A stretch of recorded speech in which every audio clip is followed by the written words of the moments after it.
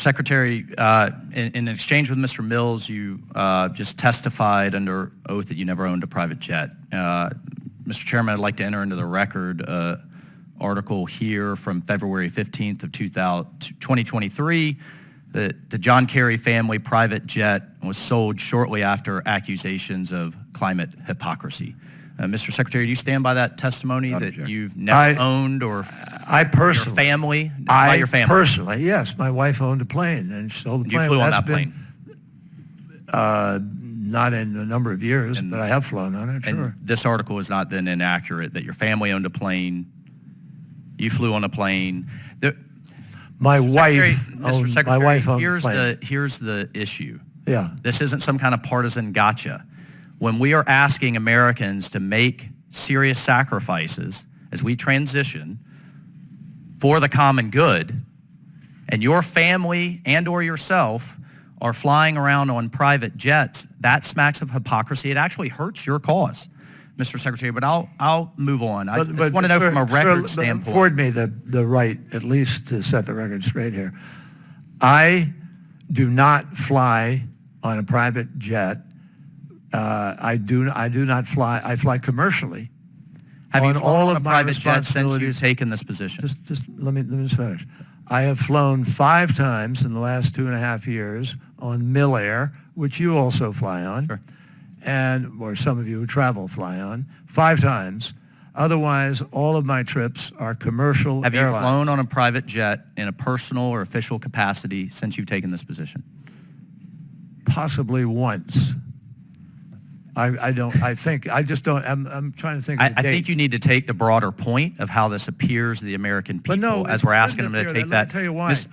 We're not asking Americans. We're not asking Americans not to fly. You're trying to create an unequal thing. We're not saying don't fly. We're asking you to lead by example, Mr. Secretary. That's what we're at. Which is why I fly commercially. By example. Which is why I fly. In that vein, does your office or the State Department keep a record of your official travel and scheduled meetings? Of course. Does that include the individuals you're scheduled to meet with? Can you provide those records to Congress? Will you provide those records to Congress? Of who I've met with? Your official travel. Your official travel, taxpayer funded, while in this position. Sure, happy to do so. Thank you. I appreciate that commitment. Switching topics here to some of the other diplomacy you've conducted. In a 2018 interview, you admitted to speaking with Iranian Foreign Minister Zarif, quote, 3 or 4 times from the start of the previous administration. How many times did you speak with the foreign minister, the Iranian Foreign Minister Zarif, during the last administration? And I'll enter into the record, Mr. Chairman, that 3 or 4 times. So let's take that at face value. Did you communicate with him using Signal, WhatsApp, Telegram, any other? I don't recall how I communicated with him. I met him formally in the course of international, specifically I think it was at UNGA in New York.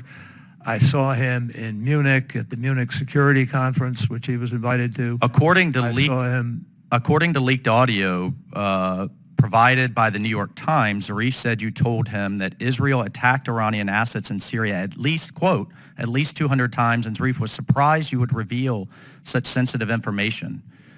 Now, that was according to leaked audio. Now under oath, do you stand by your previous denial that ever happened?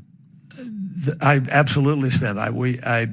On the day that report came out, we made it crystal clear in a release that we put out that never took place.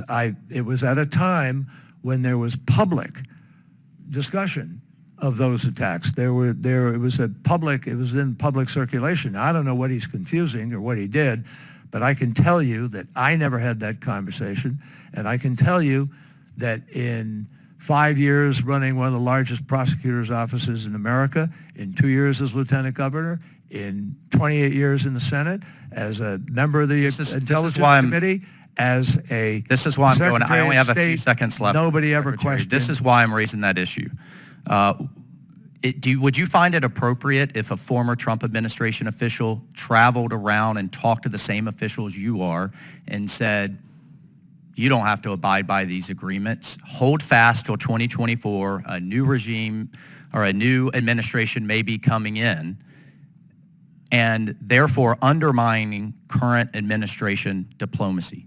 Would you find that appropriate? I'm not going to speak to any hypotheticals, but I can tell you I never engaged in that. Shadow diplomacy undermines American goals. Shadow diplomacy, depending on what involved. Shadow diplomacy has also saved us from a war.